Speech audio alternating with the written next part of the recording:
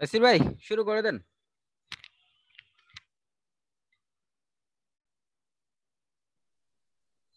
ওকে,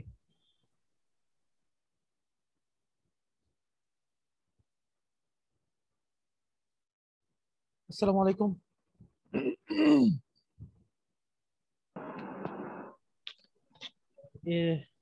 আসসালামু আলাইকুম স্যার। ওয়ালাইকুম আসসালাম। লাস্ট ক্লাসে আমরা, আমার সাউন্ড কি কম নাকি? হ্যাঁ স্যার, একটু কম তুলনামূলক। এখন ঠিক আছে? হ্যাঁ হ্যাঁ স্যার, ঠিক আছে। কাউসার এখন শুনতে পাচ্ছেন? এখনো যদি সাউন্ড না পান তাহলে তো আর আমার কিছু করার নেই। আচ্ছা, আজকে হচ্ছে আপনাদের লাস্ট যেই 10টা বাকি ছিল সেই 10টা শেষ করে তারপরে আপনাদের কয়েকজন না, একজন বেসিক্যালি মাকসুদুল হাসান অনেকগুলো প্রবলেম দিয়েছেন, সেগুলো নিয়ে কথা বলবো। তো 41 এর অ্যান্সার কি হবে? স্যার উই হবে, সাবজেক্ট আস হতে পারে না, সো উই স্টুডেন্টস। আচ্ছা, তো 41 এ আমি যদি we students would rather not attend night classes in summer বলি, তখন আমার এটা কারেক্ট হচ্ছে। এখন আমি যদি আপনাদেরকে বলি যে উইও থাকলো আবার স্টুডেন্টসও থাকলো, মানে সাধারণত উই সাবজেক্ট হিসেবে ব্যবহার করা হয়, আবার এখানে আস স্টুডেন্টস এভাবে বলা হয়েছে। তো কেউ কি বলতে পারবেন কেন বলা হয়েছে? মানে উই দ্বারা যে স্টুডেন্টসই বলা হয়েছে, এটা কি ক্লিয়ার করা হয়েছে, এই জন্য উই রেফার করতেছে স্টুডেন্টদের, আমরা ছাত্ররা এরকম। আমরা ছাত্ররা, যেই কথাটা আমরা সাধারণত বাংলা ভাষায় প্রায় সময় বলি, সেই জিনিসটা যখন আমরা ইংলিশে বলতে চাই তখন আমরা এভাবে প্রকাশ করতে পারি, we students would rather not. কিন্তু আমাদের মাথায় রাখতে হবে যে সাবজেক্ট পজিশনে কখনো আস, যেটা অবজেক্ট ফর্ম, সেটা কখনো ব্যবহৃত হয় না। 42 আশা করি সবাই পারবেন। 42টা খুব ইজি। আমরা নেগেটিভ যখন করি তখন আমরা ডোন্ট আনি, ঠিক আছে, কিন্তু ইনফিনিটিভ করা অবস্থায় যে ভার্বটা থাকবে সেটাকে যদি আমি নেগেটিভ করি তাহলে টু ডোন্ট রিমুভ এভাবে না বলে নট টু রিমুভ এভাবে বলতে হবে। নাম্বার 43টা আপনাদেরকে অলরেডি কভার করা হয়েছে। নাম্বার 43 অ্যান্সার এর আগের দিন সবাই মেসেজে লিখছিলেন, সো নাম্বার 43 তো ট্রাই করেছেন। 43 এর অ্যান্সারটা দেন তো দেখি। হি, মানে হিমের জায়গায় হি হবে। হ্যাঁ, আহ, সবাই মেসেজে লিখবেন। এখানে হিম হবে না, এখানে হি হবে। এটা আপনাদেরকে পড়ানো হয়েছে। Be verb am is are was were এদের পরে সাবজেক্ট প্রোনাউন ব্যবহার করা হয় ইন জেনারেল, সো এখানে সাবজেক্ট প্রোনাউন ব্যবহার করতে হবে, নট হিম, ব্যবহার করতে হবে হি। নাম্বার 4 হচ্ছে সেদিনকে অনেকবার রিপিট করা হয়েছে। নাম্বার 4 হচ্ছে এমবেডেড কোয়েশ্চেনের প্রবলেম। এমবেডেড কোয়েশ্চেনের ক্ষেত্রে আমরা বলেছিলাম যে কোয়েশ্চেন আকারে সেন্টেন্সটা লেখা যাবে না। So my brother does not care how much the car costs, এভাবে বলতে হবে। অর্থাৎ ডাজটা দিয়ে যে নেগেটিভ যে ইন্টারোগেটিভটা করা হয়েছে সেটা করা যাবে না, ডাজটা চলে যাবে এবং কস্টটাকে থার্ড পারসন সিঙ্গুলার নাম্বারের এস যুক্ত করতে হবে। নাম্বার 45 হচ্ছে এগ্রিমেন্টের উদাহরণ। সো 45 এর অ্যান্সার কি হবে?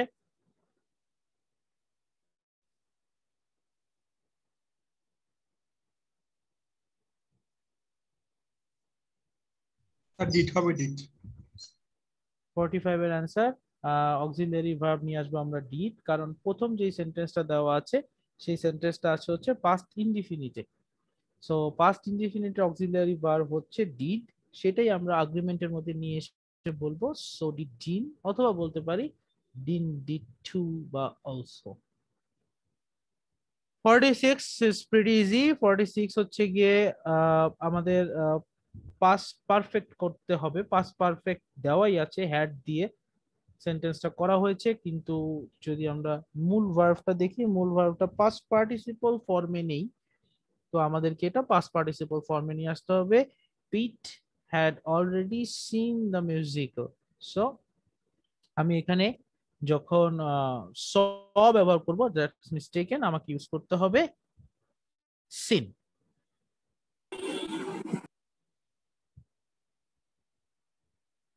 ওকে, 47. There is a new Oriental restaurant in town. Tag question, isn't it হবে না, আমাদেরকে ইউজ করতে হবে isn't there. মাকসুদুল খেয়াল করবেন যেটা লিখেছেন সেখানে কমাটা কিন্তু একটু ভুল পজিশনে বসেছে, আশা করি এটা টাইপিং এরর। 48. সো এটা হচ্ছে ট্যাগ কোয়েশ্চেন। ট্যাগ কোয়েশ্চেনের ক্ষেত্রে আমাকে এখানে isn't there কথাটা ব্যবহার করতে হবে। Number 48, the government has decided, so decided voting on the resolution. So এখানে কি সমস্যা আছে? Decided এর পরে আমরা ইনফিনিটিভ ব্যবহার করব। The government has decided, voting না, the government has decided to vote on the resolution. So to vote, use infinitive ফর্মটা ব্যবহার করতে হবে। Second last, 49, the professor is thinking, কি হবে এখানে অ্যান্সার? এখানে টু গো দেওয়া আছে। So the professor is thinking to go to the conference on aerodynamics next month. তৌফিক আহমেদ বলেছেন গোয়িং, উত্তরটা ভুল। Maksudul Hasan of going, of going correct. এটার সাথে কিন্তু আরো একটা অ্যান্সার হয় অ্যাবাউট। সো থিঙ্কিং এর পরে আমরা অফ ব্যবহার করতে পারি, থিঙ্কিং এর পরে আমরা চাইলে অ্যাবাউট ব্যবহার করতে পারি, কিন্তু থিঙ্কিং টু গো টা হয় না। So the professor is thinking about going to the conference অথবা is thinking of going to the conference.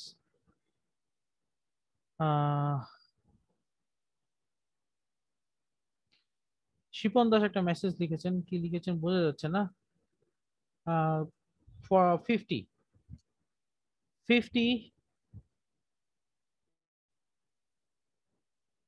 approve of going, 50 তৌফিক আহমেদ আবার একটু মিস্টেক করেছেন। মাথায় রাখবেন এখানে কোনো মানুষকে কিন্তু কখনো অ্যাপ্রুভ করা যায় না, বরং কোনো মানুষের কোনো কাজকে অ্যাপ্রুভ করা যায়। সো কোন একটা ডিসিশনকে অ্যাপ্রুভ করা যায়। সো তো এই ক্ষেত্রে আমি যখন বলছি his father does not approve of him to go, এটা আমার ইনকারেক্ট হবে। অ্যাপ্রুভ করব কিসের? কোন একটা কিছু। So approve of his going to the banquet, সেটা আমাকে ইউজ করতে হবে। সো আমাকে বলতে হবে his father does not approve of his going to the banquet without dressing formally. 49টা শিপন দাস বলেছেন আরো একবার করতে। থিঙ্কিং এর পরে আমরা টু গো অর্থাৎ ইনফিনিটিভ ফর্ম বা প্রিপোজিশন টু ব্যবহার করা যায় না। সো আমাকে ব্যবহার করতে হবে থিঙ্কিং অফ অথবা থিঙ্কিং অ্যাবাউট। থিঙ্কিং অফ বা থিঙ্কিং অ্যাবাউট এর পরে ভার্ব প্লাস আইএনজি। সো লিখতে হবে থিঙ্কিং অফ গোয়িং অথবা থিঙ্কিং অ্যাবাউট গোয়িং। এই হচ্ছে আপনাদের মিনিটেস্ট 1 এর টোটাল এক্সপ্লেনেশন। আশা করি বুঝতে পেরেছেন। মিনি টেস্ট নিয়ে কারোর কোনো কোয়েশ্চেন থাকলে করতে পারেন। স্যার মিনি টেস্ট নিয়ে কোনো কোশ্চেন নাই, সবকিছুই বুঝেছি। কিন্তু এই যে এক্সারসাইজ গুলোর যে ভিডিও গুলো দেওয়া হয়েছিল, তো হ্যাঁ সেখানে আমাদের যে এক্সারসাইজ 13টা ছিল যে ভার্বস অ্যাজ কমপ্লিমেন্টস, তো সেখানে সেই ক্লাসটা আমাদের মেবি শাকিল স্যার নিয়েছিলেন। তো উনি যে হ্যাঁ থিঙ্কিংটা দিয়েছিলেন, মানে যে বিফোর অ্যান্ড ফিউচার, ইনফিনিটিভ আর জিরান্ডের যে ব্যাপারটা, তো সেই হুম। থিঙ্কিং এক্সারসাইজ গুলো করতে গিয়ে না, মানে যে অ্যান্সার গুলো দিয়েছেন ভিডিওতে সেগুলোর সাথে মিলছে না। তো স্যার, আর ওই সলভটা যে স্যার করেছিলেন, উনিও মানে জাস্ট অ্যান্সার গুলো বলে গেছেন যে কোনটা কি কারণে, ওটা আসলে ভালোভাবে বলা হয়নি। যদি এই এক্সারসাইজ 13টা একটু বুঝিয়ে দেওয়া যেত। এক্সারসাইজ 13 আমি ভিডিও করেছিলাম, সো আমি যদি তখন বোঝাতে না পারি, আশা করি এখন কেমনে বুঝাই। তাও চেষ্টা করি। জামিল ভাই একটু হেল্প করেন। I fail first time. Okay, Shakil ভাই যে আমার কথাটা বল, 54 একটু ঝামেলা আছে স্যার। বলবেন আরেকবার। মিনি টেস্ট 44 এ আমার একটু ঝামেলা আছে স্যার। মিনিট 44 এ, আচ্ছা একটা একটা করে। মিনিট 44 টা তো তখন ছিলাম, তো আগে বললেই হতো।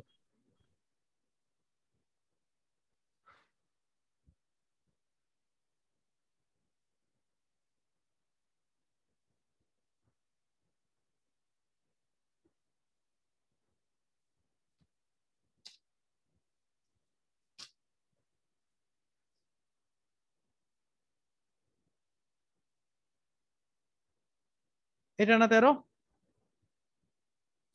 জি বলেন। স্যার, এটাই। হ্যাঁ বলেন, প্রথম কোয়েশ্চেনটার অ্যান্সার কি? আপনার কাছে কি মনে হচ্ছে, কেন কি বলে অন্যরকম হয়েছে বলেন। আচ্ছা, ফার্স্টেরটা শাকিল আমি ভাই, আচ্ছা যেটা বললাম। একটু একটু বলি, শাকিল ভাই কি বলেছে। শাকিল ভাই বলেছে যে দুটো কাজ যদি একসাথে হয় তখন আমরা জিরায়ন, আর দুইটা কাজ যদি একসাথে না হয়ে পর পর হয় তখন আমরা ইনফিনিটিভ করব, তাই তো? আহ, একসাথে প্লাস হচ্ছে যদি বিফোর হয়, মানে আগে বোঝায় যে আগে ডিসিশনটা নিয়েছি পরে করব, সেক্ষেত্রে জিরান। এন্ড যদি আফটার বোঝায় যে ফিউচারে করব, এই থিঙ্কিংটা হয়, তখন সেখানে ইনফিনিটিভ। হ্যাঁ ওকে। এখন এটা কত পেজে আছে? এটা 13 নম্বর পৃষ্ঠাটা আছে হচ্ছে, সরি 13 নম্বর এক্সারসাইজটা আছে হচ্ছে পৃষ্ঠা 88-তে। তো এখন আমি তাহলে শুরু করি। এখানে আশা করি কয়েকটা করলে বুঝতে পারবো। নাম্বার 1 বলেন, শাকিল ভাই যা বুঝাইছে সেটা দিয়ে আপনি কি বুঝতে সমস্যা হচ্ছে? দ্য টিচার না, এক ডিসাইডেড। নাম্বারটা আমি বুঝতে পেরেছি, এক নাম্বারটা থিঙ্কিং এর বুঝতে সাথে পেরেছেন, মিলেছে। ওকে 13 ডান। নাম্বারটা যদি নাম্বার একটু 2, দেখতে স্যার। 13 নাম্বারটা। 13 হ্যাঁ, কত? 13। 13, 30। 13 হ্যাঁ বলেন বলেন। এখানে দে এগ্রিড, মানে আগে তো মনে হয় আগে যে আগে কোনটা হয়েছে? লিভ করা আগে হয়েছে তারা আগে নাকি? আগে তারা একমত হয়েছে। আগে একমত হয়েছে, তার মানে লিভটা কি পরে হয়েছে? পরে হয়েছে না আগে হয়েছে লিভ করাটা?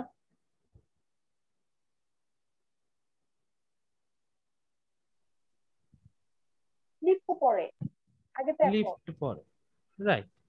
তাহলে যদি আফটার হয় সেক্ষেত্রে কি দিতে হবে? ইনফিনিটিভ। ইনফিনিটিভ।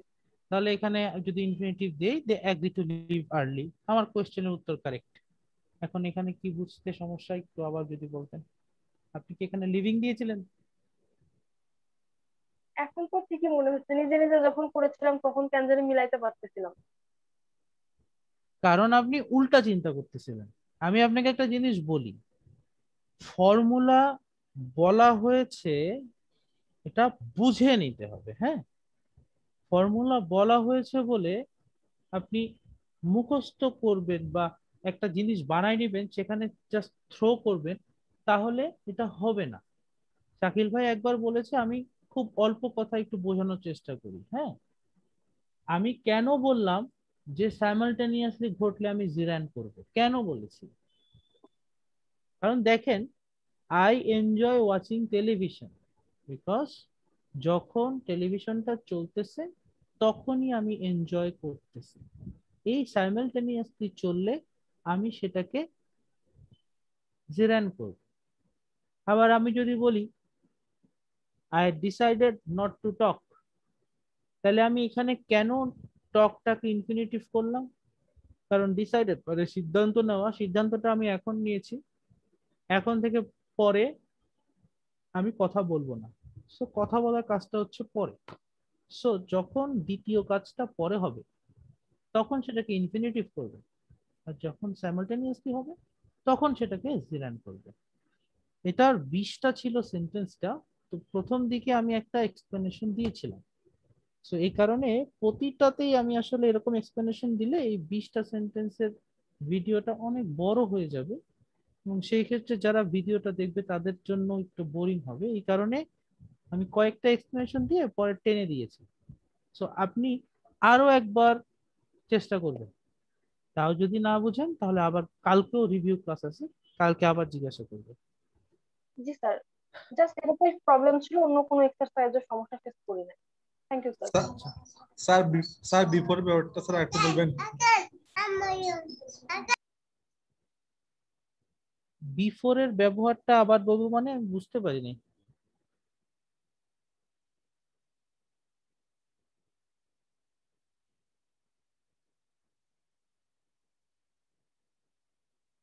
কেউ কি প্রশ্ন বুঝেছেন? বিফোর এর ব্যবহারটা কোথায় দেখানো হয়েছে?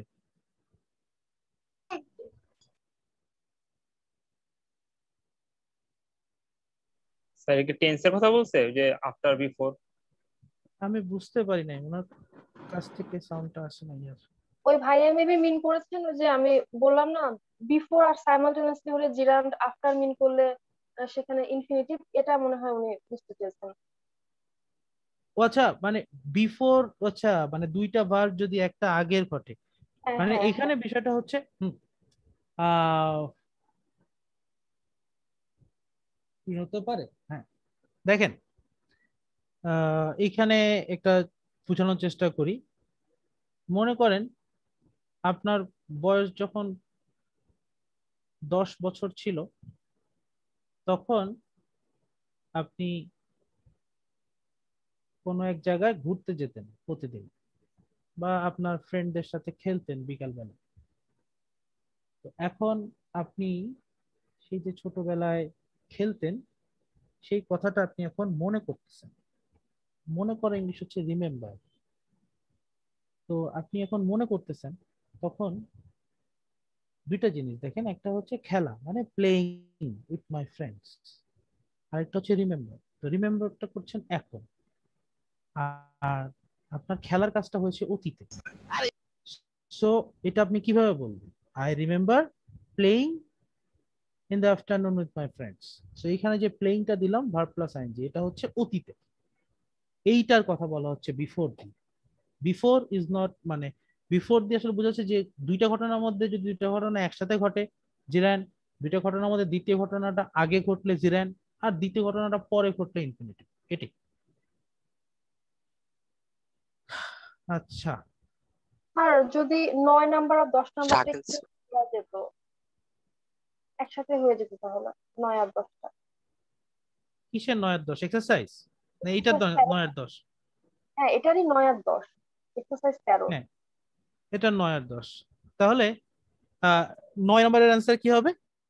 Refuse to accept. তো রিফিউজ টু অ্যাকসেপ্ট যখন আমি বলছি, সো আমি কোনো একটা জিনিস রিফিউজ করব অ্যাকসেপ্টের পরে, তাই না? মানে রিফিউজ টু অ্যাকসেপ্ট কেন আমি বলছি, দুইটা ঘটনা, একটা হচ্ছে রিফিউজ করা আর একটা হচ্ছে অ্যাকসেপ্ট করা। সো আমি রিফিউজের পরে আসবে অ্যাকসেপ্ট করার বিষয়টা। সো এখানে যেহেতু দুইটা কাজের ভিতরে একটা কাজ পরে ঘটছে, সেই কারণে আমরা রিফিউজের পরে টু অ্যাকসেপ্ট দিচ্ছি। আমি আবারও বলতেছি, this is not a proper grammatical way to learn things, this is just a shortcut way to understand things. So যাদের সেন্সটা তৈরি করতে কষ্ট হচ্ছে তাদেরকে একটা ওয়ে ধরায় দেওয়া, এটাই। সো এখানে রিফিউজের পরে আসবে অ্যাকসেপ্টের বিষয়গুলো। সো আমি যখন রিফিউজ করতেছি তারপরে ঘটবে অ্যাকসেপ্ট করা বা না করার ঘটনাটা। আমি যদি রিফিউজ করি তাহলে আমি অ্যাকসেপ্ট করবো না, আমি যদি রিফিউজ না করি তাহলে আমি অ্যাকসেপ্ট করবো। সো পরে হবে, তাই। নাম্বার 10 আবার বলছে রিগ্রেটস। সো রিগ্রেটস কখন হয়? Mary regrets being the one to have to tell him. তো রিগ্রেটস মানে হচ্ছে কোনো একটা কিছু নিয়ে প্রায়শ্চিত্ত করা বা হতাশ মানে কষ্ট পাওয়া। হ্যাঁ, তো এখানে দুইটা কাজ একসাথে ঘটতেছে, তাই না? যে আপনি এই কাজটা করার জন্য যোগ্য হয়েছেন এবং সেটা নিয়ে আপনি হতাশা ব্যক্ত করছেন বা প্রায়শ্চিত্ত করছেন বা খারাপ লাগতেছে আপনার। তো দুইটা কাজ সাইমালটেনিয়াসলি ঘটছে। Regrets being. Thank you sir.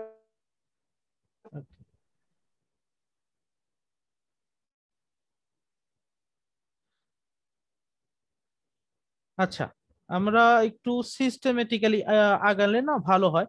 এই যে এখানে অনেকেই দেখতেছি এখন মেসেজের প্রবলেম দিচ্ছেন, আবার অনেকে ডিরেক্ট মেসেজ দিচ্ছেন।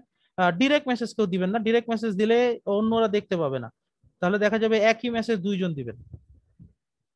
তো তাসির ভাই ওই একদম 1 নম্বরে চলে যান, জিজ্ঞেস করেন কারো কোনো প্রবলেম আছে কিনা, এরপর 2 এ যাবেন বা কারো প্রবলেম স্ক্রল করতে খুব কষ্ট হয়। কাছাকাছি একটা আছে, একজন ডিরেক্ট মেসেজ দিচ্ছে 16 নাম্বারে। দরকার নাই, 16 এগুলো স্ক্যাটার্ড হয়ে যাবে কিন্তু। আচ্ছা ঠিক আছে, এটাই জাস্ট শেষ করি। একজন বলছে 16 নংটা যদি একটু বলতেন, কিসের 16 নং আমি বুঝতেছি না, so you need to clarify. এইটা 16 নং মনে হয়, 13 নম্বরেরই 16 নং। 16 নং হচ্ছে Henry shouldn't risk to drive or driving so fast. So এটার অ্যান্সার আমি কি দিব? সো এখানে আপনি যখন ড্রাইভটা করবেন জোরে, তখনই আপনার রিস্ক নেওয়ার বিষয়টা আসবে। হ্যাঁ, আপনি যদি ড্রাইভটা না করেন তাহলে আর রিস্কটা আপনার আসতেছে না, সেই কারণে রিস্ক ড্রাইভিং। 13 to 17 বলেন। 13 to 17 আবার বলবো, আমি 13 বলেছি একবার। আর 14 নম্বর হচ্ছে হেলেন ওয়াজ অ্যাংশাস। অ্যাংশাসের পরে আমি এক্সারসাইজের 17 নম্বরটা বল। 13 নম্বর এক্সারসাইজের 17 নম্বর, এটাই 13। আচ্ছা, এখানে আসলে সবগুলা একটা একটু চিন্তা করতে হবে। হ্যাঁ, আমি এগুলার উত্তর অলরেডি দেওয়া আছে, কিন্তু 17 নম্বর যিনি কথা বলেন, মাহবুব, আপনি আমাকে বলেন আপনার কাছে কি মনে হচ্ছে? মাহবুব কথা বলেন। জি স্যার। ডিমান্ড শব্দের অর্থ কি? ভিডিও দেখেছেন? ভিডিওটা দেখেছেন? আমার তো মনে হয় আইএনজি হবে, কিন্তু ওটা তো আমার কথা হচ্ছে ভিডিওটা দেখেছেন? আমার জি করা স্যার। ভিডিওটা দেখে, আচ্ছা বলেন। আমি ডিমান্ড শব্দটার বাংলা বলেছিলাম ভিডিওতে, ডিমান্ডের বাংলা কি?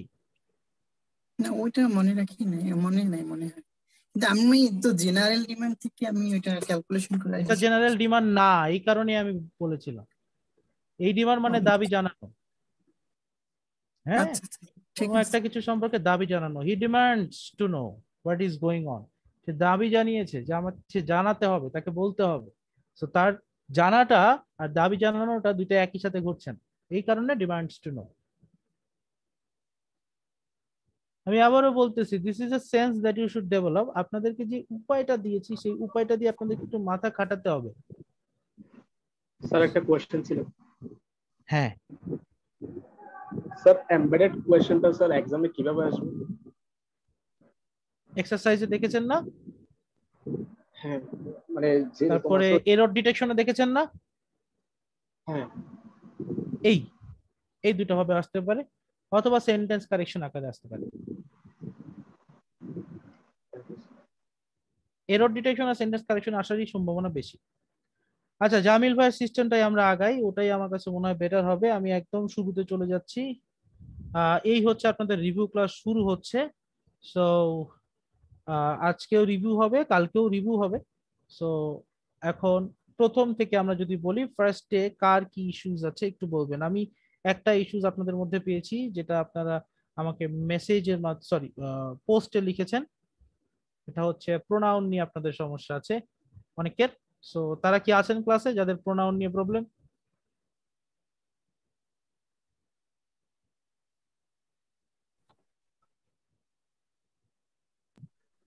সাদেক হোসেন, ওকে, আপনার প্রোনাউন নিয়ে সমস্যা আছে। সো আপনি বলবেন আপনার প্রোনাউনের ইস্যু কি, কোয়েশ্চেন কি।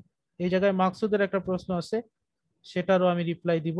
সো প্রোনাউনের পেজ নাম্বারটাই আমি একটু বের করি, প্রোনাউন কত নাম্বার পেজে হবে।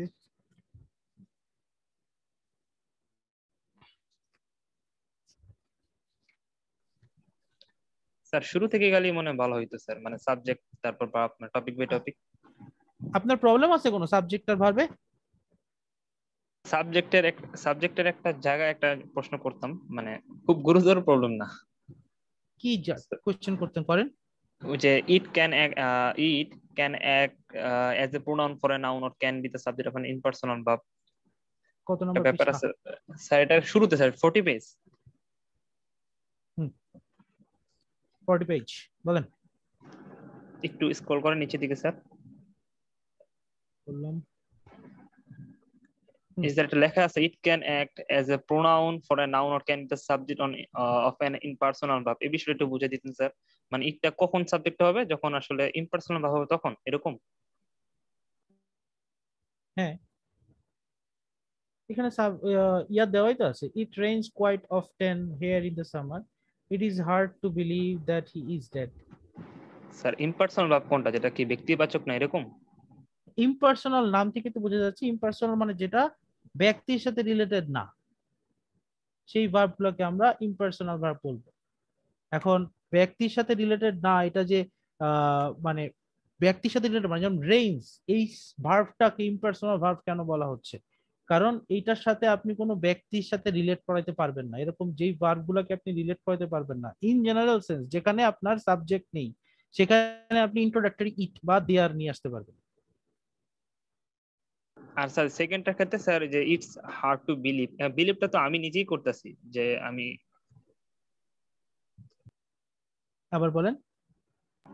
মানে সেকেন্ড এক্সাম্পলটার ক্ষেত্রে যে ইট is hard to believe that he is dead, এই যে ইট ইজ হার্ড টু বিলিভ, এটা তো আমি নিজে করতেছি, তো এটা তো আর তখন অবশ্যই ইম্পার্সোনাল ভাব হয়। আপনি যদি করেন তখন আপনার মতো করে সেন্টেন্সটা বলতে হবে, I find it hard to believe বলেন, তখন কোনো সমস্যা নেই।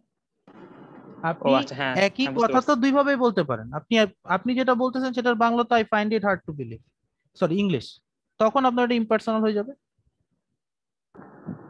আচ্ছা আচ্ছা, ঠিক আছে, বুঝতে পারছি, পার্সোনাল হয়ে যাবে। হ্যাঁ হ্যাঁ, বুঝতে পারছি। ওকে, তারপরে পেজ ডাউন দিয়ে যাই। ভার্ব যাচ্ছে, কমপ্লিমেন্ট যেটাকে আমরা অবজেক্ট হিসেবে বলেছি, অবজেক্ট যাচ্ছে। বলেন আপনাদের ভিতরে কারোর কোনো কমপ্লেইন আছে, কোনো কিছু বুঝতে সমস্যা আছে কিনা?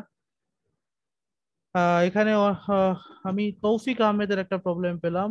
তৌফিক আহমেদ আদার দিয়ে দিয়েছেন অনেক পরে। জামিল ভাই আপনি একটু দেখেন তো এখানে কেউ মেসেজ পাঠাইছে কিনা যেটা related to this that I am missing. Sir modifier একটা কথা আছে নোটে 43 পেজ, যে 43 পেজ, হ্যাঁ বলেন। এই যে উদাহরণগুলোর নিচেই যে the modifier normally follows the complement but not always, এই বিষয়টা একটু ব্যাখ্যা করতেন, যে ভার্ব কমপ্লিমেন্ট এর পরে মডিফায়ার বসে, যদি বসাই, কিন্তু নট অলওয়েজ বলতে কি বোঝানো হয়েছে sir? The modifier normally follows the complement, অর্থাৎ অবজেক্টের পরে আমরা মডিফায়ার বসাবো। However, the modifier, especially when it is a prepositional phrase, usually cannot separate the verb and the complement. Okay.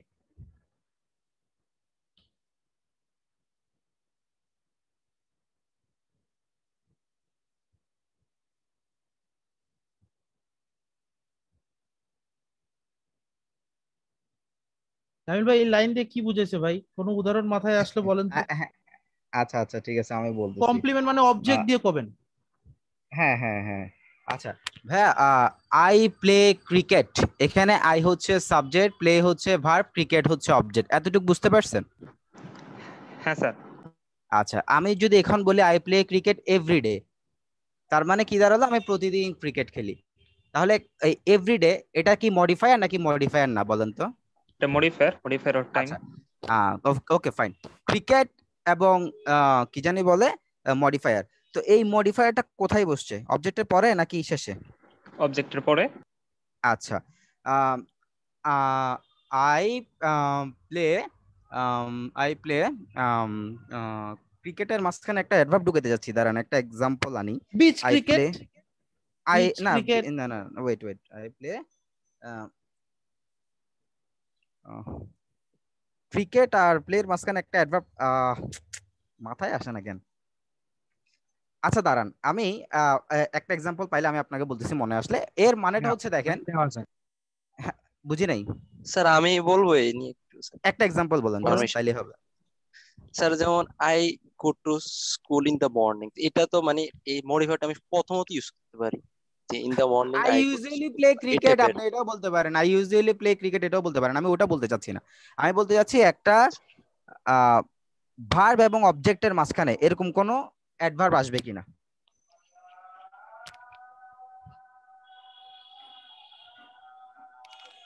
So আমরা একটা জিনিস দেখতে পারলাম, সেটা হচ্ছে যে অ্যাডভার্ব বেসিক্যালি অবজেক্ট এবং ভার্ব এই দুটোকে সেপারেট করতে পারে না। এই কথাটা বুঝতেছেন? হ্যাঁ স্যার বুঝতেছি। হ্যাঁ। সো আমরা যখন আমাদের কিছু কিছু এরর আসে, যেমন একটু আমাদের কিছু কিছু এরর আসে, এরর গুলো হচ্ছে কি মাঝে মাঝে দেখা যায় যে কি আমাদেরকে অবজেক্ট এবং ভার্ব এই দুটোর মাঝখানে আমাদের একটা অ্যাডভার্ব ঢুকিয়ে দেয়। তো তখন আসলে বেসিক্যালি অ্যাডভার্ব যদিও বা সব প্লেসে বসে, কিন্তু ভার্ব এবং অবজেক্টের মাঝখানে অ্যাডভার্ব বসানোটা মানে খুব রেয়ার কেসে হয়, মানে মানে হয়ই না বলতে গেলে। হ্যাঁ, তো এখন এই লাইনটা দ্বারা বুঝাতে চাইছে যে মডিফায়ার কখনো অবজেক্ট এবং ভার্বকে সেপারেট করতে পারে না। দ্যাট মিন্স তাদের মাঝখানে বসবে না, হয় ভার্বের আগে বসবে নয় অবজেক্টের পরে বসবে, অথবা সেন্টেন্সের শুরুতে বসলে বসুক, তাদের ইচ্ছা। কিন্তু ভার্ব এবং অবজেক্টের মাঝামাঝি তারা সে বসতে পারবে না। আর যখন প্রেপোজিশনাল ফ্রেজ হবে তখন তো বসবেই না, এটাই বলতে চাইছে। মানে ভার্ব কমপ্লিমেন্ট তারপর বসলে মডিফায়ার, এই তো স্যার না? হ্যাঁ হ্যাঁ, মডিফায়ারটা আপনি চাইলে ভার্বের আগে দিতে পারেন, সেন্টেন্সের শুরুতে দিতে পারেন, কিংবা লাস্টও দিতে পারেন। কিন্তু আমি যে কথাটা বলছি ওইটাই মাথায় ঢুকান, ভার্ব এবং অবজেক্টের মাঝখানে দিবেন না, দ্যাটস ইট। আর বাকি যেখানে ওখানে মানে আচ্ছা ঠিক আছে স্যার। মেইন যেই জিনিসটা হচ্ছে এইটা মানে এট দিস মোমেন্ট কোনো প্রপার এক্সাম্পল মাথায় আসতেছে না, বাট এই লাইনটা নিয়ে মনে হয় আপনার confusion, but not always. So এটা দিয়ে আপনি মাথায় রাখতে পারেন যে ভেরি রেয়ার কেসেসে হয়তো কমপ্লিমেন্টের আগে মডিফায়ার আসতে পারে, খুবই রেয়ার কেস, ইন জেনারেল কেসেসে এটা আসবে না। হ্যাঁ ওকে স্যার, বুঝতে পারছি। হ্যাঁ হ্যাঁ, থ্যাংক ইউ স্যার। ওকে, পরের পেজে যাচ্ছি।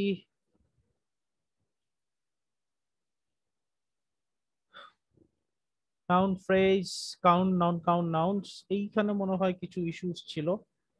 এখানে একটা কোয়েশ্চেন ছিল। হ্যাঁ স্যার, ওই একটা এক্সাম্পল ছিল, হি স্টাডিজ মিটস, আমি বলছিলাম। এটা কি কোনো এইখানে টোফেলের বইয়ের মধ্যে ছিল? হ্যাঁ হ্যাঁ স্যার, 46 পেজ। 46 page, 46 page. হ্যাঁ হ্যাঁ স্যার, এখানে তো মানে আপনি বলছিলেন স্যার মিট তো আমরা গুনি না, কিন্তু মিটের আইটেম গুলো আমরা গুনি, যেমন গরুর মাংস বা মুরগির মাংস এরকম। কিন্তু এখানে তো দেখেন স্যার, মানে বিফ যদি থাকতো তাহলে বিফস করে দিতাম, কিন্তু এখানে মিটকে মিটস করলাম কেন? এখানে তো তাহলে এটা মানে প্লুরাল হয়ে গেল না? তো ওয়েট এটা এ তো মিনিট, আপনি বিফকে বিফস করে দিলেন, এটা তো আপনি না বুঝতে পারেন নাই।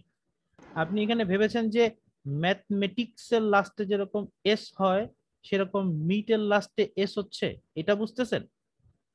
না না স্যার, মিট তো নন কাউন্টেবল, তাহলে এটাতে প্লুরাল করলাম, মিটস এস যুক্ত করলাম, এই জন্য বললাম। কেন করলাম, তাই তো? হ্যাঁ হ্যাঁ স্যার, এটাই। আচ্ছা, তার আগে এইটা কি বুঝছেন, this is one of the foods, এটা কি বুঝতে পেরেছেন? হ্যাঁ স্যার বুঝতে পারছি। এখানে কেন একটা বুঝতে পেরেছেন? এখানে আসলে মানে ডাক্তার আমাকে একটা কিছু খাবার খেতে নিষেধ করছে, তবে কিছু আমি খাবার আমি আপনার মতো গুনতে করে পারতেছি। কোশ্চেন, আমি আপনার মতো করে কোশ্চেন করি, ফুড আনকাউন্টেবল, ফুডস কেন আসলো বলেন? স্যার তখন তো মানে ডাক্তার আমাকে বললো যে এই খাবারগুলো খাবা না, তো আমি এই খাবারগুলো কিন্তু গুনতে পারতেছি তখন, যে হয় যে পালং শাক, লাল শাক, এই দুইটা ফুড আমি খাইতে পারবো না, তখন এই জন্য এখানে ফুডস করছি। কারেক্ট, ঠিক একই রকম, ঠিক একই এক্সাম্পলে আমি মাংস গুনতে পারি না, কিন্তু মাংসের ধরন গুনতে পারি। গরুর মাংস গুনতে পারি, একটা হচ্ছে গরুর মাংস, একটা হচ্ছে মুরগির মাংস, একটা হচ্ছে খাসির মাংস, 3 ধরনের মাংস আছে।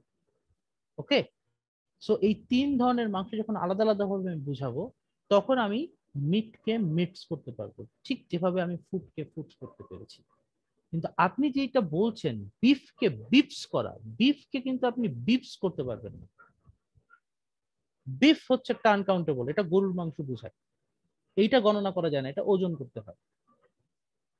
কিন্তু মিট দিয়ে বিভিন্ন ধরনের ফুড দিয়ে যেরকম আপনি বিভিন্ন ধরনের খাবারের কথা বলছেন, একটা হতে পারে আমিষ জাতীয় খাবার, একটা হতে পারে ভাত, মাছ, মুরগি এরকম, সরি কি বলে, মাছ, মুরগি, দুধ এরকম বললেন।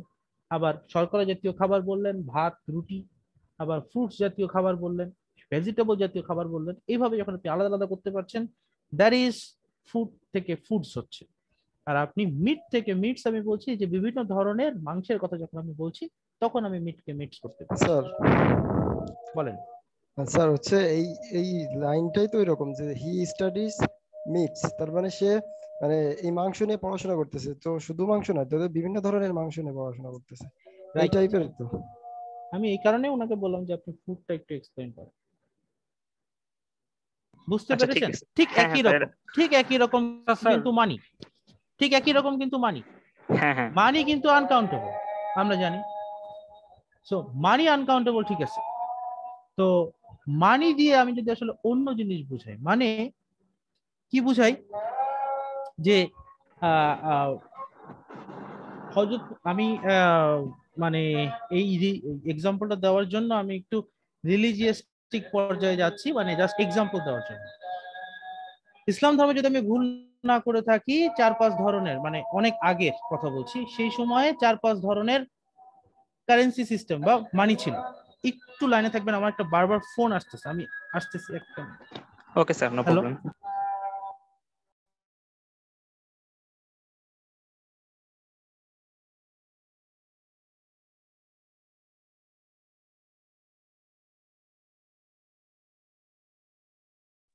সরি, হ্যাঁ। তো মানি দিয়ে যখন আমি আসলে ঠিক অর্থ না বুঝিয়ে, মানি দিয়ে আমি কি বুঝাবো, মানি দিয়ে আমি বুঝাচ্ছি যে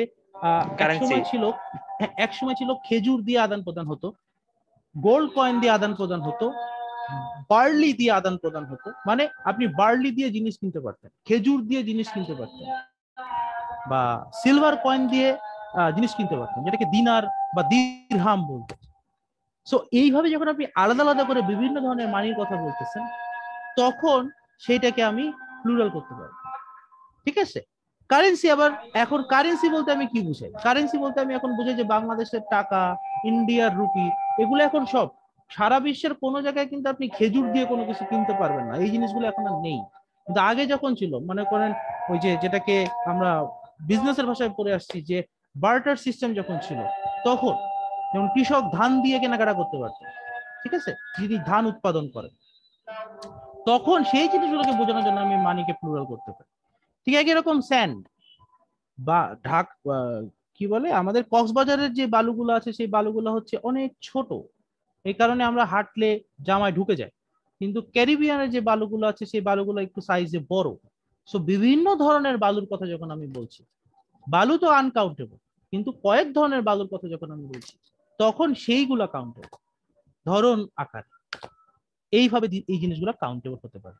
এটা কিন্তু বলাই আছে, দেখেন, in order to indicate different types, এখানেই লেখা আছে।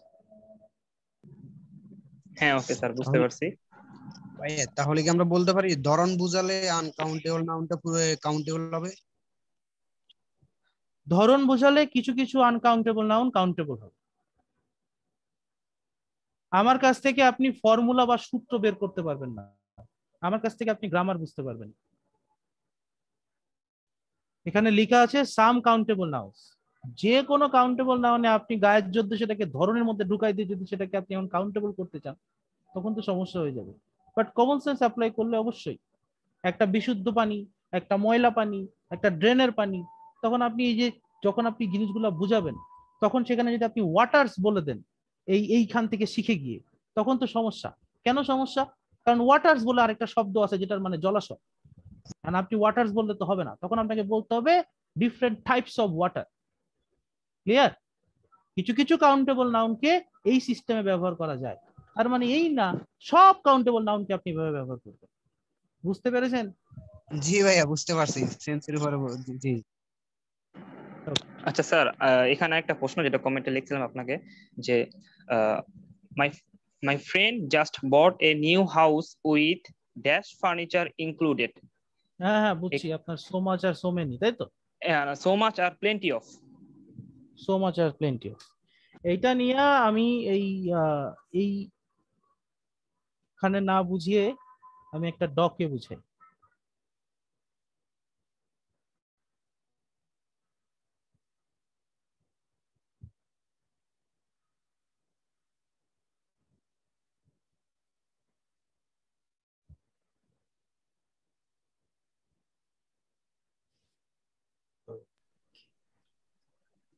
আমি কি লাইনের বাইরে?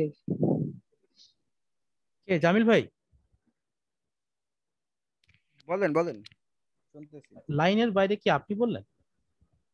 না না না স্যার, আমি বলছিলাম, মানে আপনার কথা শুনতে বুঝতে পারে নাই, যাচ্ছিল না এই জন্য। শুনতেছি। Sorry sir. একটা মিনিট, আমি আপনার ক্যামেরাটা অফ করেন প্লিজ।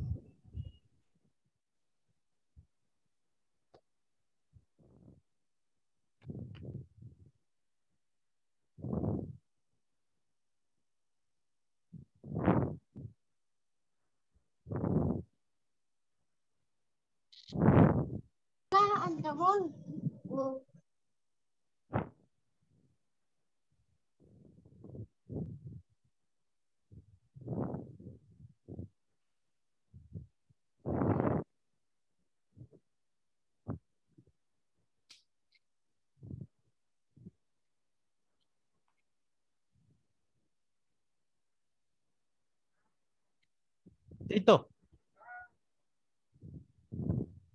হ্যাঁ স্যার। ওকে, আমরা যখন কোনো একটা সেন্টেন্সে সো মাচ ব্যবহার করি তখন সেই সেন্টেন্সের আসলে একটা নিউ সেন্স ডেভেলপ করে।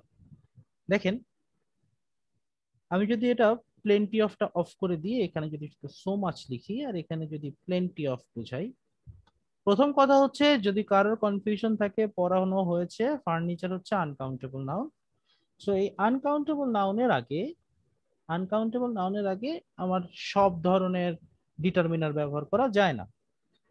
এখন এখানে মাকসুদের প্রশ্ন হচ্ছে, আমার অপশনের ভিতরে প্লেন্টি অফ ছিল, সো মাচ ছিল, আমি এখানে সো মাচ দাগাবো নাকি প্লেন্টি অফ দাগাবো?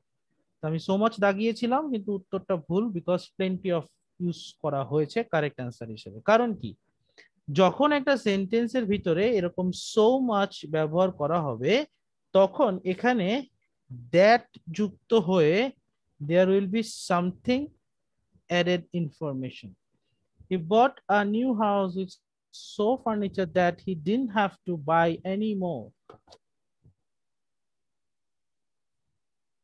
এইভাবে একটা এক্সট্রা ইনফরমেশন সিক করা হয় যখন আমরা সো মাচ ব্যবহার করি, কিন্তু যদি প্লেন্টি অফ ব্যবহার করি সেই ক্ষেত্রে সিক করা হয় না। আপনি কি আমার কথা বুঝতে পেরেছেন? স্যার আরেকবার বলে ভালো হতো স্যার। আচ্ছা আচ্ছা, আমি একটু অ্যাড করব তাইসির ভাই। সো হ্যাঁ, আপনাকে আমি কষ্ট দিচ্ছি, আমি আসলে আপনার একটা সেন্টেন্স লিখে দেন এটার নিচে, আমি একদম ক্লিয়ার করে দিতে পারবো ইনশাআল্লাহ।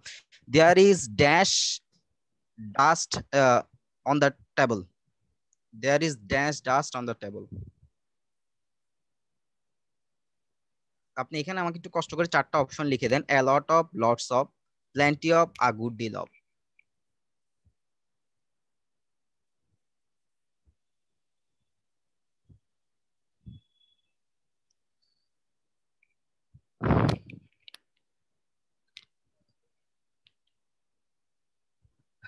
আচ্ছা, প্রথমে আপনাদের একটু মতামত নিয়ে নি।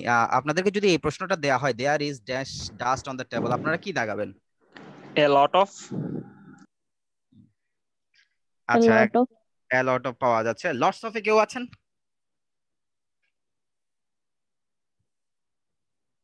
নাই। প্ল্যান্টি অফে? নাই। A good deal of? নাই।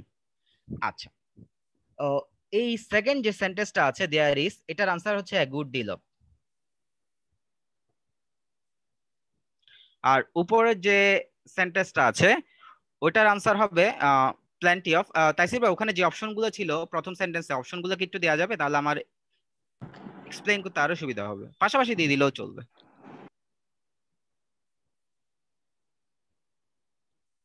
আর কি ছিল?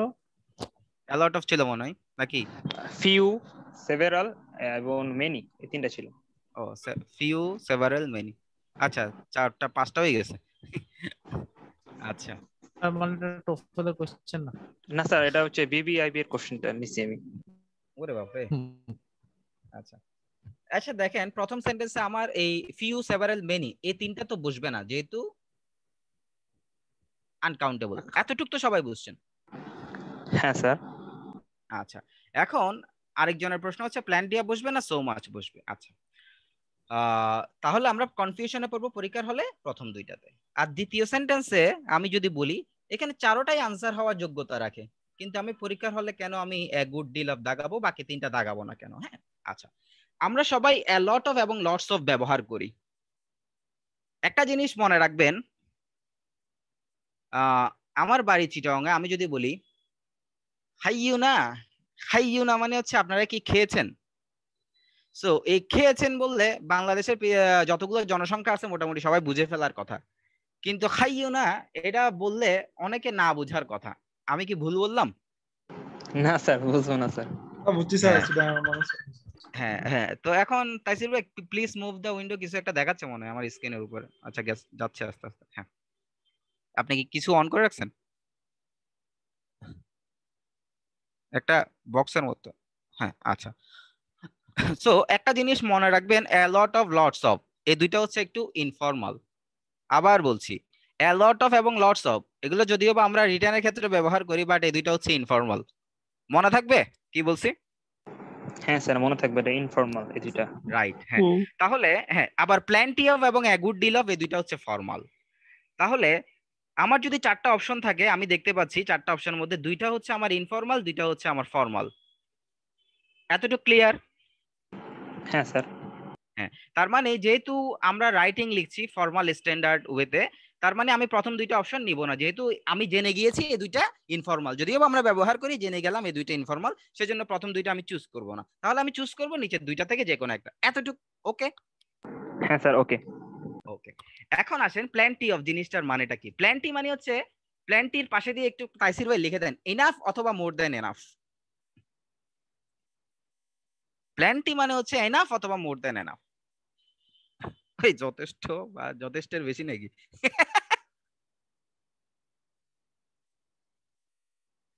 Enough or more than enough. আচ্ছা, এখন আমি দুটো সেন্টেন্সে যদি এনাফটা বসাই তাহলে আমার কি দাঁড়ায়? He bought a new house with plenty of furniture. That means সে একটা হাউস কিনেছে যেখানে যথেষ্ট বা যথেষ্টের চেয়ে প্রয়োজনের চেয়েও বেশি ফার্নিচার আছে। সেন্টেন্সটা কি মিনিংফুল হয় নাকি হয় না? হ্যাঁ স্যার হয়। হয়। আর পরের সেন্টেন্সটা আমি যদি দেখি যে দেয়ার ইজ যথেষ্ট ধুলা অন দ্য টেবল, বা প্রয়োজনের চেয়ে বেশি ধুলা অন দ্য টেবল। এখন আমি যদি বলি দেয়ার ইজ প্রয়োজনের চেয়ে বেশি ধুলা অন দ্য টেবল, তাহলে কেমনটা লাগে শুনতে বলেন? একটু অকওয়ার্ড দেখে স্যার। একটু অকওয়ার্ড দেখায়। আর এ গুড ডিল অফ মানে হচ্ছে যে কি মোটামুটি ভালোই। এ গুড ডিল অফ মানে কি মোটামুটি ভালোই। ভালোই। হ্যাঁ, তো এখন এই চারটা অপশনের মধ্যে দ্বিতীয় সেন্টেন্সে আমরা দেখতে পাচ্ছি, তাহলে আমি প্ল্যান্টি অফ এর চেয়ে যদি এ গুড ডিল অফ বসাই তাহলে আমার সেন্টেন্সটা মিনিংগত দিক থেকে সুন্দর হয়। ক্লিয়ার? হ্যাঁ স্যার ক্লিয়ার। হ্যাঁ হ্যাঁ। সো সেকেন্ড সেন্টেন্সের আমার তাহলে কি দাঁড়ালো? আমি চারোটাই অপশন হিসেবে দাগাতে পারি, গ্রামাটিক্যালি চারোটাই রাইট, কিন্তু প্রথম দুইটা নিচ্ছি না কারণ ওগুলো ইনফর্মাল, আমার কাছে ফর্মাল অপশন আছে। আর লাস্টের দুইটার মধ্যে দোনোটাই আমি নিতে পারি, কিন্তু প্ল্যান্টি অফ দাগাইলে আমার একটু অকওয়ার্ড শোনাই, এ গুড ডিল অফ দাগাইলে আমার একটু ভালো শোনাই, সেজন্য আমি এ গুড ডিল অফ নিলাম। তো চারোটাই আমার অপশন হতে পারে, মোটামুটি এ গুড ডিল অফ হচ্ছে আমার বেস্ট অপশন। মানে বিয়ের জন্য আমি চারটা পাত্রী দেখছি, একে আমার ভালো লাগছে তাই এর বিয়ে করে ফেলছি, বিষয়টা হচ্ছে এরকম, কিন্তু চারোটাই বিয়ের যোগ্য। ক্লিয়ার? হ্যাঁ স্যার ক্লিয়ার। আর প্রথম সেন্টেন্স আমি যদি আসি, he bought a new house with plenty of furniture আর সো মাচ ফার্নিচার। একটা জিনিস মনে রাখবেন, এখানে সো কথাটা ব্যবহার করা হয়েছে, টু না। যদি বিষয়টা এরকম হতো he bought a new house with too much furniture, 100% okay, meaning good, মানে সাউন্ডস গুড। বাট এখানে যখন সো কথাটা চলে আসছে, সো এর সাথে একটা মানে মনে মনে একটা দ্যাট থাকে। আমরা যখন সেন্টেন্স গুলা করতাম ট্রান্সফরমেশন বা এই ধরনের সেন্টেন্স গুলা, he is so weak that, he works so fast that, মানে he works hard so that he can shine. এই যে সোর সাথে একটা দ্যাট এর রিলেশন আছে। কেন আছে? কারণ দ্যাট দিয়ে এর পরিণাম বা ফলাফলটা প্রকাশ করা হয়, বা দ্যাট দিয়ে আরো অন্য একটা কিছু প্রকাশ করা হয়। এখানে যখন আমি সো মাচ কথাটা ব্যবহার করলাম, তাহলে একটা দ্যাট এর একটা গ্যাপ গ্যাপ ভাব রয়ে যাচ্ছে না? হ্যাঁ হ্যাঁ স্যার। এই কারণে আমি সো মাচ কথাটা ব্যবহার করছি না। যদি টু মাচ হতো তখন আমি ব্যবহার করতাম। এই হলো আমার কথাবার্তা আর কি। তাইসির ভাই কিছু বলে ফেলেন। টাটা।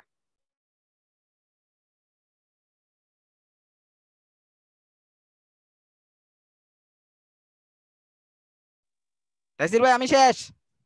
আমি মিউট করা ছিলাম, কথা তো বলতেছিলাম। মাকসুদ বুঝতে পেরেছেন? হ্যাঁ হ্যাঁ স্যার বুঝতে পারছি, ধন্যবাদ স্যার। ওকে, তাহলে আজকে তো মোটামুটি কভার হয়েছে। এখানে টেন্সের কিছু ইস্যুস আছে।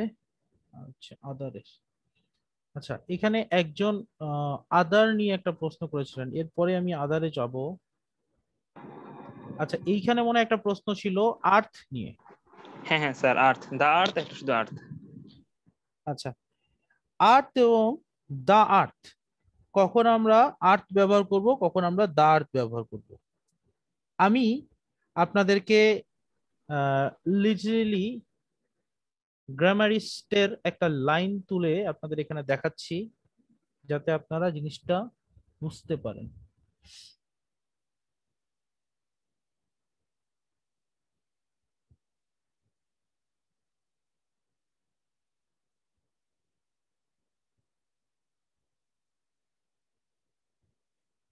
ওকে,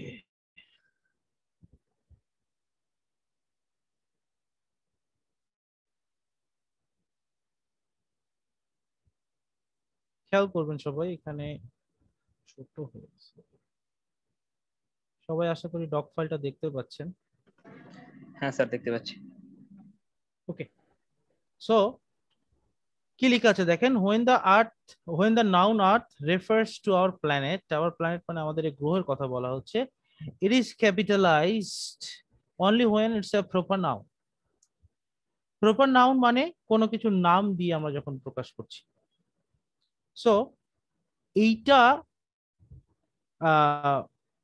যখন আমি ইউজ করছি তখন আমি এটার আগে কখনো দিয়ে দিব না, মানে অন্য গ্রহের আগে যেরকম দিয়ে দেই না, ঠিক একই রকম এই গ্রহের আগেও আমি দিয়ে দিব না। এখানে একটা ইম্পর্টেন্ট জিনিস মাথায় রাখবেন, ইট ইজ ক্যাপিটালাইজড। সো এখানে কি বলছি দেখেন, meaning it acts like a name, মানে একটা মঙ্গল গ্রহ একটা, পৃথিবী একটা, এরকম। It is not preceded by the, অর্থাৎ ডি দ্বারা এটা তখন প্রিসিডেড হয় না, ডি থাকে না। আমি যখন বলছি everything on earth, so everything on earth is captured by the gravity. So এই বিশ্বের উপরে যা কিছু আছে, মানে এই পৃথিবীর উপরে প্রত্যেকটা জিনিস গ্র্যাভিটি দ্বারা ক্যাপচার, এটা বোঝাচ্ছে। যখন এই ওয়ার্ডটা ক্যাপিটালাইজড হয় না, এইটা ইম্পর্টেন্ট জিনিসটা মাথায় রাখবেন, তাহলে আর আশা করি আলাদাভাবে ধরতে পারবে। when the word is not capitalized, অর্থাৎ এটা যখন একটা কমন নাউন হিসেবে ব্যবহার করা হয়, meaning it does not act like a name, এটা কোনো কিছু নাম হিসেবে ব্যবহার করা হয় না। বিশ্বের নাম হিসেবে ব্যবহার করা হয় না যখন আমি বুঝাই, যেমন আমি বলতেছি যে বিশ্বের সকল মানুষ, বা আমি বাংলায় যদি বলি একটা হচ্ছে পৃথিবী, একটা হচ্ছে বিশ্ব। সো বিশ্বের সকল মানুষ আমি যখন বলতেছি তখন আসলে আমি এই গ্রহ বোঝাচ্ছি না, আমি এই এটাকে একটা common noun, it's a place, এরকম একটা বোঝাচ্ছি। সেইটা বুঝায় যখন আমি মিনিং করতেছি তখন এটার আগে দি বসাবো এবং তখন সেটা ছোট হাতের ই দিয়ে লেখা হবে। So this is the rule.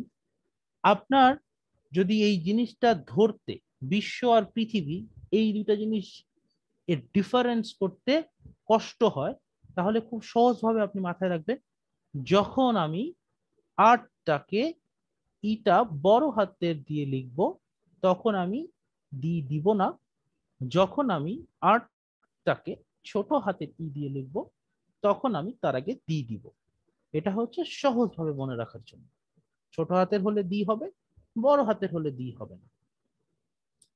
আর ভালো করে বোঝার জন্য বিশ্ব আর পৃথিবীর মধ্যে যদি আমি চিন্তা করি, আমি যখন পৃথিবী বলতেছি আমি একটা গ্রহকে বোঝাচ্ছি, এই গ্রহটার যে আমাদের মাধ্যাকর্ষণ শক্তি, এই গ্রহের একটা জিনিস, এভাবে বোঝাচ্ছি। আর কমন নাউন বলতে আসলে আমি গ্রহটাকে is a place where we live in, একটা জায়গা বোঝাচ্ছি, তখন সেটা কমন নাউন হিসেবে কাজ করছে। এটা ছাড়াও কিন্তু আরেকটা জিনিস আছে, আর্থ is sometimes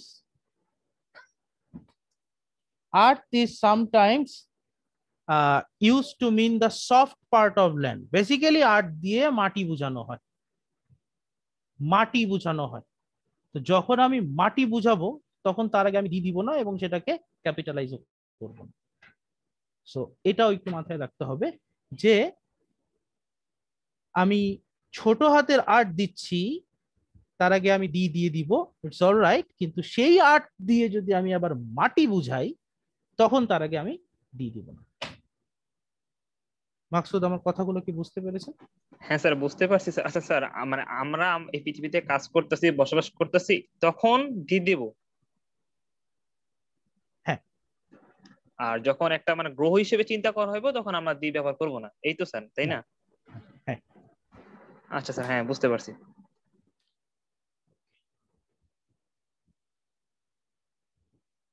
জামিল ভাই, আপনি কিছু অ্যাড করতেন এর সাথে?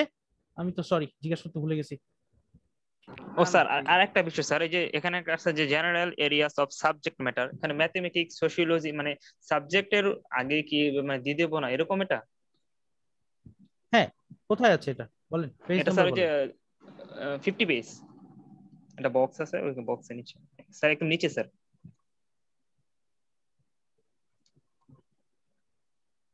এই যে স্যার এখানে। হ্যাঁ, general areas of subject matter, mathematics এর আগে দিয়ে দিবেন না, সোশ্যোলজির আগে দিয়ে দিবেন না, general areas of subject matter নিয়ে যখন কথা হচ্ছে। Physics is my favourite.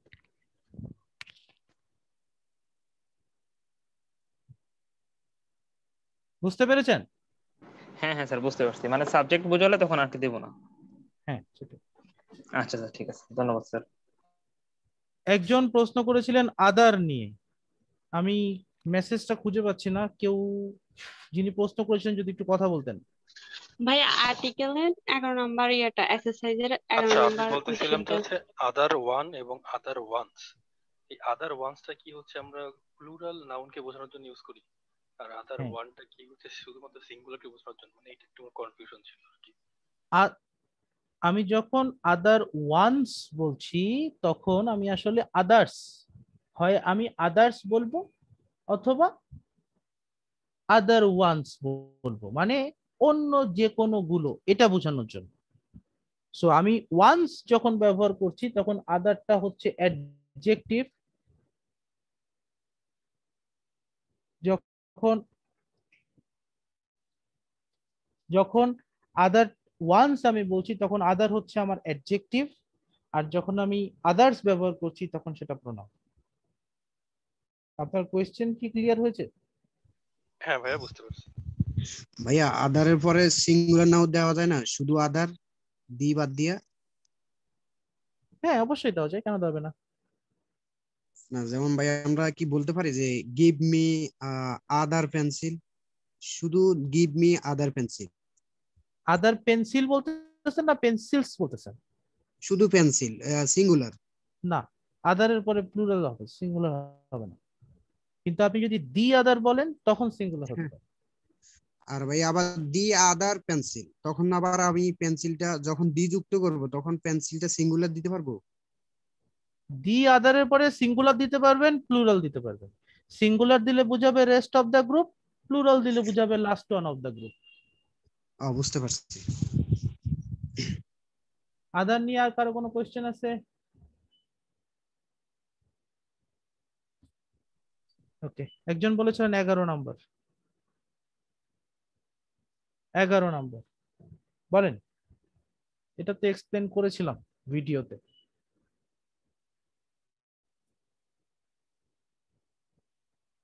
লাইব্রেরির আগে কেন দি বসলো এই জিনিসটা? পুরো সেন্টেন্সটা আমি যদি পড়ি, John and Marcy went to school yesterday then studied in the library before returning home. এখানে যে লাইব্রেরির কথা বলা হচ্ছে এটা এই স্কুলের লাইব্রেরির কথা বলা হচ্ছে, নির্দিষ্ট করার জন্য এই কারণে দি ব্যবহার করা হয়েছে, স্কুলের বুঝতে লাইব্রেরি। পারছি জি ভাই।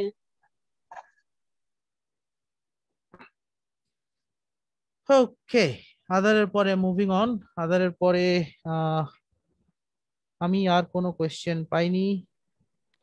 প্রোনাউন নিয়ে দুইজন লিখেছেন, তাদের কাছ থেকে স্পেসিফিক প্রশ্ন আমি পাইনি। আমি জিজ্ঞেস করেছিলাম একজনকে। তাইসির ভাই, নইলে ওদেরকে চিন্তা করার সময় দেন, কালকে আরেকদিন আছে তো, তখন সব কোশ্চেন যাতে করে।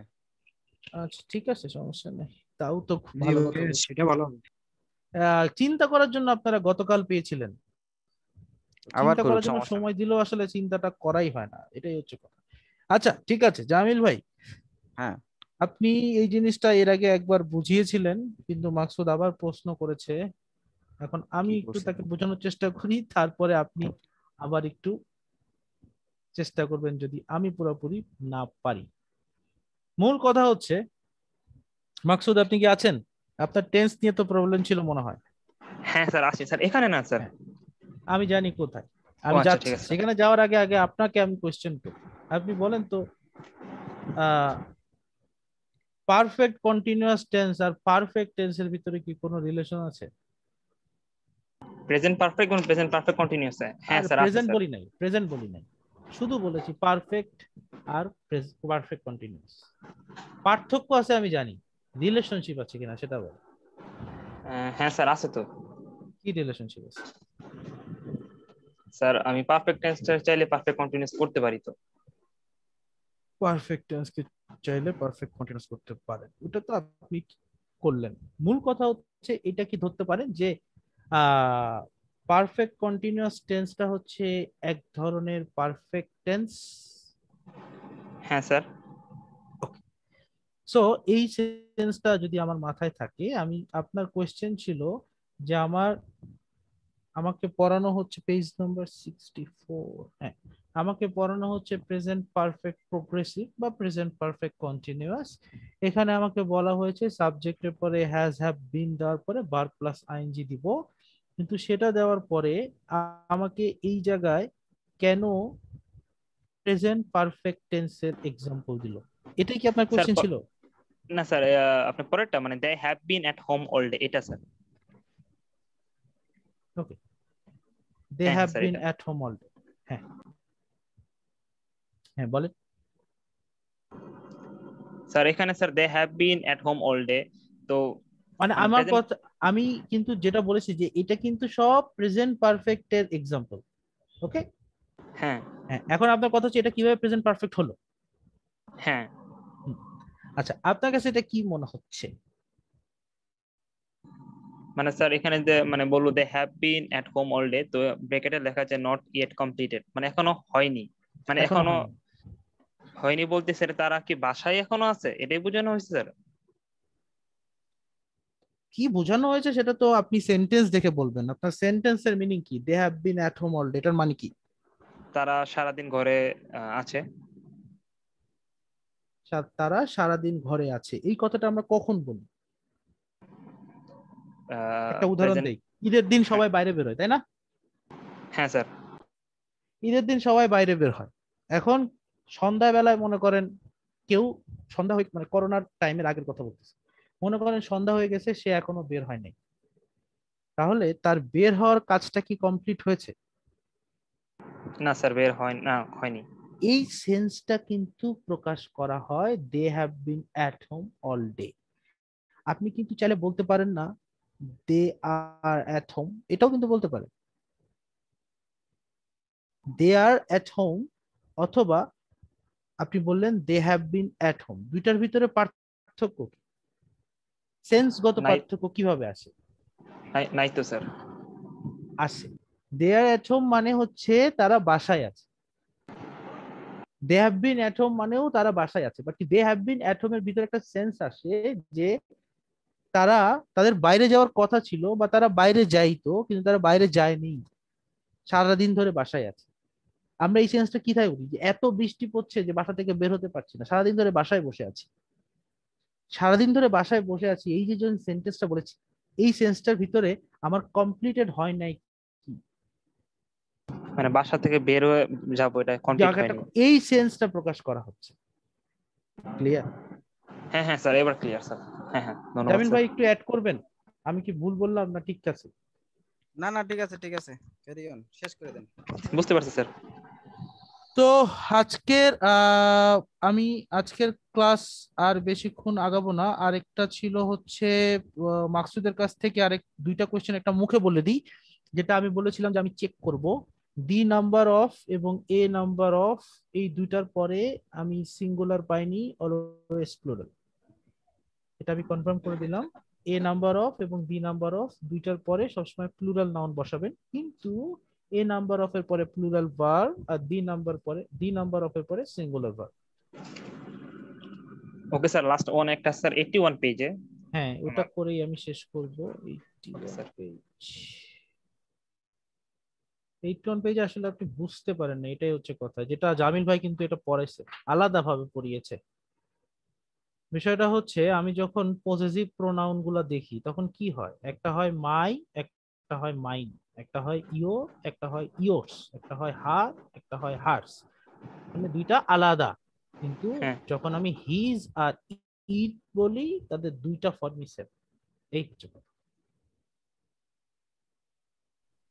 পজেসিভ প্রোনাউন হিসেবেও হিজ, পজেসিভ অ্যাডজেক্টিভ হিসেবেও হিজ। এখন বুঝছেন? ও হ্যাঁ হ্যাঁ স্যার, বুঝতে পারছি স্যার, ধন্যবাদ।